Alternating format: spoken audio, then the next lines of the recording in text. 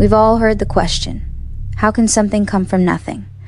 But maybe that's the wrong question, because what if nothing isn't empty? What if it's relational potential, the capacity for connection, meaning, and emergence? What if space isn't the backdrop, but the drama itself? Relational Web Theory, or RWT, starts from a simple shift. Reality isn't built from things, it's built from relations. Everything that exists is part of a vast, evolving web, where what we usually call particles, minds, or bodies are actually entangled nodes V, linked through mutual influence E, all governed by a morphogenetic field of potential, phi. Nothing is not the absence of everything. It's the absence of active relation.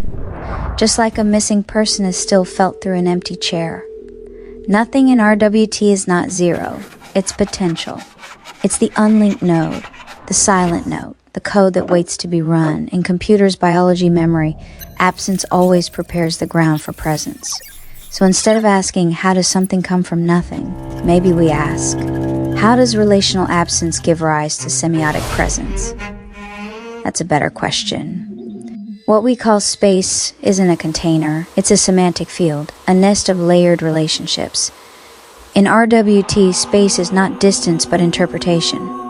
At quantum scales, high relational density leads to entanglement. In biology, morphogenesis emerges from semiotic gradients. In cognition, Umwelt defines experienced space. So space is not flat or empty. It's bumpy, nested, and alive, formed from webs of inference, anticipation, and presence. But what happens when a being dies? In RWT, death is not annihilation, it's relational withdrawal. The being's web of active links fades, but its influence echoes. Like the silence that follows a note, the semiotic traces remain. Memories, transformations, values. In topological terms, a person doesn't vanish. They become a hole in the web. And in topology, holes are structure. The absence becomes meaningful. It shapes how new relations form. So death is not a void, it's a redistribution of presence across the network. A transmutation, not an end. To make sense of these nested worlds, we need new mathematics.